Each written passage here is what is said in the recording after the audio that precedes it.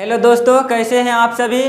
आशा है आप स्वस्थ हैं, मस्त हैं और मेरे वीडियो के साथ बने हैं। तो आज के इस सेशन में हम बात करने वाले हैं सेल के अगले कोशिकांग के बारे में। जो हम कोशिकांग जैसे इससे पीछे बतलाए थे, लाइसोसोम क्या होता है, माइटोकॉन्ड्रिया क्या होता है, गोल्जी बॉडी क्या होता है, ठीक है। तो उससे जो ऑब्जेक्टिव जो होता है, बहुत इंपॉर्टेंट जो ऑब्जेक्टिव था उस पर हम ज़्यादा जोर दिए थे। जैसे कि लाइसोसोम को क्या कहते हैं, तो आत्महत्या की थैली कहते थे। उसके बाद राइबोसोम को क्या कहते थे, तो प्रोटीन की फैक्ट्री कहते थे। और उसके बाद माइटोकॉन्ड्रिया को क्या कहते थे, तो शक्ति गृह या पावर हाउस या उसको ही ऊर्जा गृह बोलते थे, ठीक है। तो आज हम इस सेशन में बात करने वाले हैं अगले कोशिकांग के बारे में। वो कोशिकांग क्या है, तो वो है सेंट्रोसोम। क्या है, सेंट्रोसोम। अब ये सेंट्रोसोम जो हम पढ़ते हैं, इससे पहले इससे क्वेश्चन बनेगा, तो आपको ये पूछेगा कि सेंट्रोसोम पाया किस में जाता है, ठीक है। तो सेंट्रोसोम सबसे पहले जो है वह जंतु कोशिका में ही पाया जाता है, ठीक है। वो पादप कोशिका में नहीं पाया जाता, लेकिन जो निम्न वर्गीय पादप है, कहने का मतलब जो छोटे वर्ग की जो पौधे हैं उसमें जो है सेंट्रोसोम पाया जाता है। देखो क्या है लिखे हम यहाँ पे, यह पादप कोशिका में नहीं पाया जाता है, लेकिन निम्न स्तरीय पादप में पाया जाता है। जैसे फर्न हो गया, कवक हो गया, ब्रायोफाइटा हो गया। ये जो निम्न स्तरीय पौधा है, इसमें जो होता है आपका ये सेंट्रोसोम पाया जाता है, ठीक है। तो आपसे क्वेश्चन पूछ सकता है कि यह कहाँ पाया जाता है, तो यह जंतु कोशिका में पाया जाता है। और कहाँ, तो केंद्रक के ऊपर पाई जाती है। अब देखो कहाँ है, तो हम फिगर में समझाते हैं। ये जो है आपका जंतु कोशिका का फिगर है, जो हर वीडियो में हम लगभग बनाए हुए हैं। ये जो है जंतु कोशिका का फिगर है, और ये है इसका न्यूक्लियस। क्या है, न्यूक्लियस यानी कि केंद्रक। यह सेंट्रोसोम क्या होता है, जस्ट केंद्रक के ऊपर, ठीक है। यहाँ देख सकते हो कि एक तिल्ली जैसी संरचना में है। ये जो तिल्ली नुमा संरचना है, यही है आपका सेंट्रोसोम। क्या है, सेंट्रोसोम। जो हम केंद्रक के ऊपर कहेगा कहाँ है, तो जंतु कोशिका के कोशिका द्रव में जस्ट केंद्रक के ऊपर जो होता है सेंट्रोसोम पाया जाता है। अब जो है इस सेंट्रोसोम को हम यहाँ पे बड़ा करके देखते हैं, ठीक है। तो ये बड़ा करके देखते हैं तो कुछ इस तरह को दिखाई देता है। यह जो होता है इस तरह दिखाई देता है। अब इसमें होता क्या है, तो देखो इसके अंदर सेंट्रियोल होता है। उसके बाद इससे कुछ किरणें जैसी रचना निकलती है, जैसे एस्टर रे होता है। उसके बाद स्पिंडल फाइबर है, ठीक है। अब इसमें हम जानेंगे कि ये सब क्या होता है, ठीक है। तो यहाँ पर हम क्या लिखे हैं, डिप्लोसोम। अब आपसे क्वेश्चन करेगा कि डिप्लोसोम क्या होता है।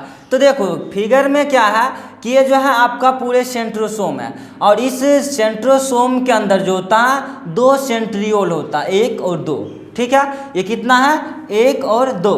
ये 2 सेंट्रियोल होता है। इसी गुण के कारण जो होता है सेंट्रोसोम को डिप्लोसोम भी कहते हैं, ठीक है। कहेगा कि डिप्लोसोम क्यों कहते हैं, तो बोलेंगे कि सेंट्रोसोम के अंदर क्या होता है, 2 सेंट्रियोल होता है। सेंट्रियोल का हिंदी होता है तारक केंद्र। क्या होता है, तारक केंद्र। ये जो है 2 सेंट्रियोल है, इसलिए इस गुण के कारण इसको कहते हैं डिप्लोसोम।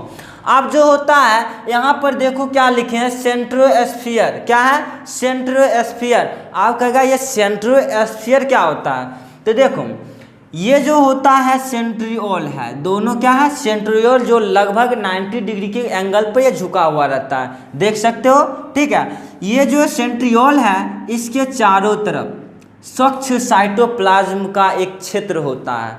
साइटोप्लाज्म कहने का मतलब है कोशिका द्रव, ठीक है। तो ये क्या होता है, प्रत्येक सेंट्रोसोम के चारों ओर जो होता है एक स्वच्छ साइटोप्लाज्म का क्षेत्र होता है, जिसको हम सेंट्रोस्फीयर कहते हैं।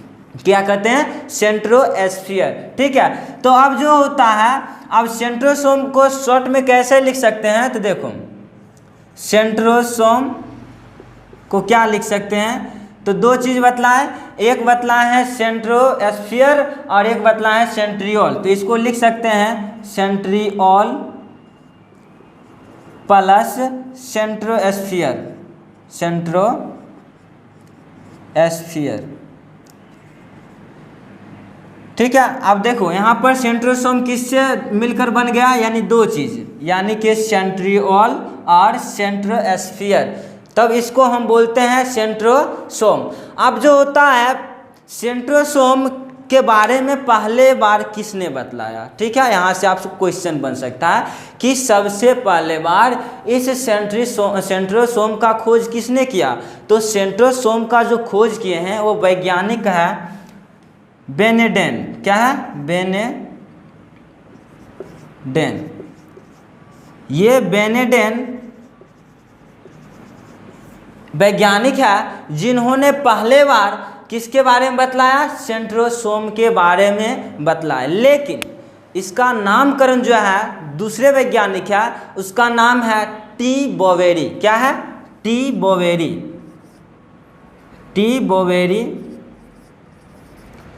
इन्होंने सेंट्रोसोम के बारे में पहले बार नामकरण किया था कि इसका नाम जो है सेंट्रोसोम किसने रखा, तो टी बोवेरी। और ये ईस्वी है 1888 ईस्वी। कितना है, 1888 ईस्वी। ये था आपका कि इसके खोज और इसका नामकरण के बारे में। अब जो होता है कि तारक केंद्र यानी कि सेंट्रियोल के अंदर क्या क्या पाया जाता है, तो देखो क्या क्या पाया जाता है। सेंट्रियोल के अंदर जो होता है क्या क्या पाया जाता है, तो वो होता है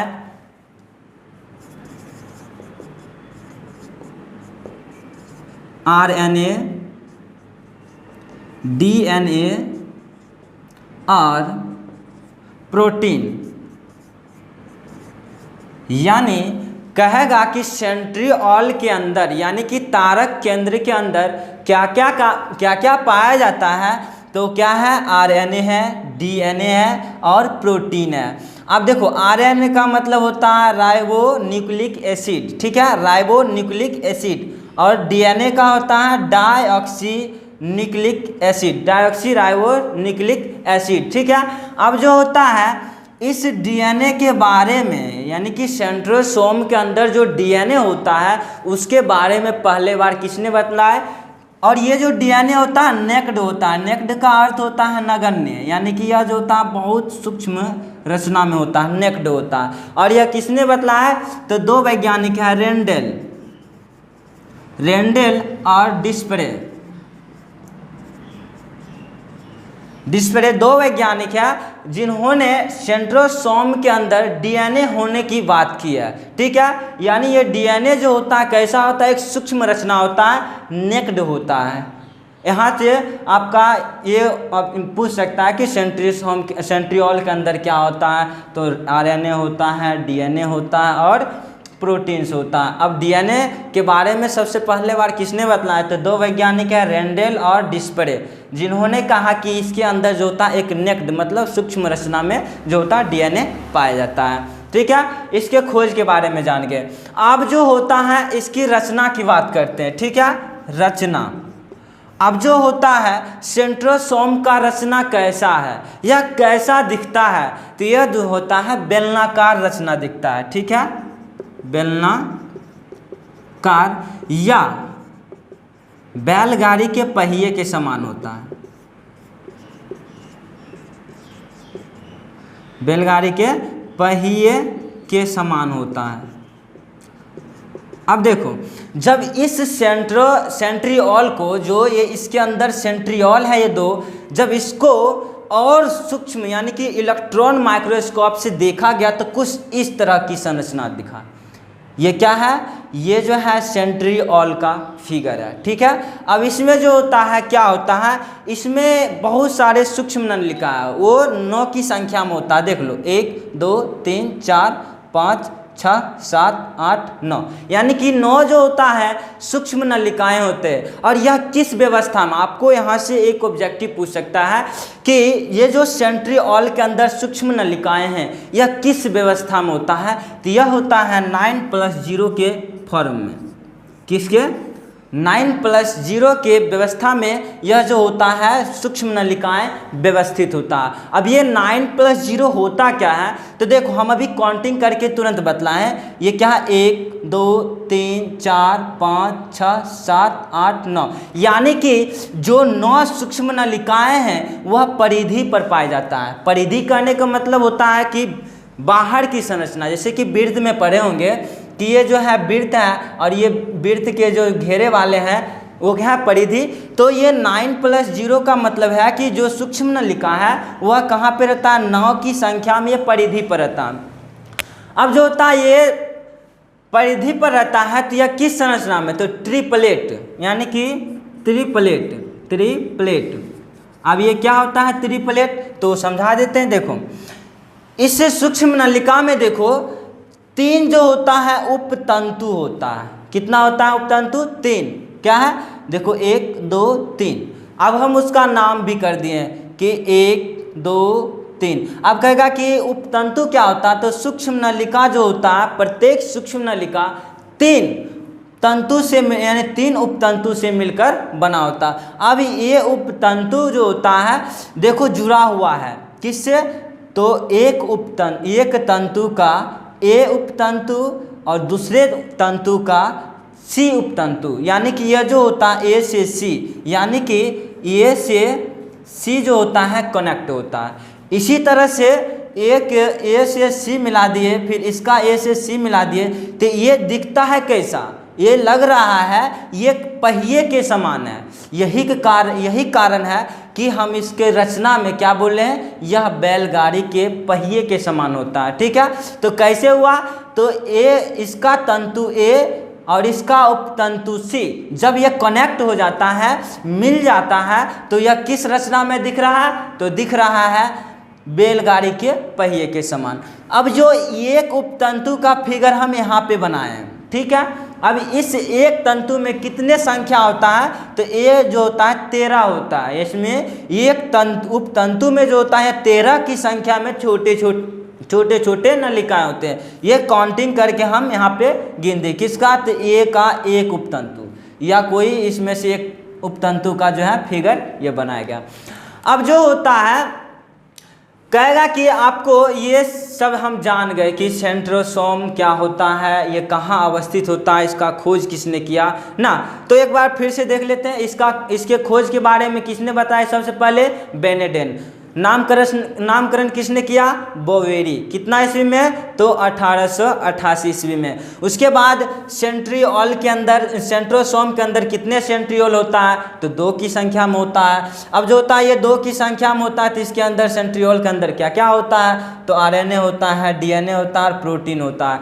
अब देखो एक चीज़ और हम बतला देते हैं, ये एस्टर रे क्या होता है, तो ये जो होता है ना सेंट्रियोल के केंद्र से ये जो होता है एक किरण निकलता है, ठीक है। देखने में लग रहा है ना ये किरण की जैसी रचना है, तो यह किरण की जैसा रचना है, इसी को बोलते हैं एस्ट्रले। हिंदी में कहते हैं तारक रश्मि। क्या कहते हैं, तारक रश्मि। और ये तारक रश्मि ही यानी कि इस किसका निर्माण करता है, स्पिंडल फाइबर का। इसको कहते हैं हिंदी में तरकु तंतु। क्या कहते हैं, तरकु तंतु।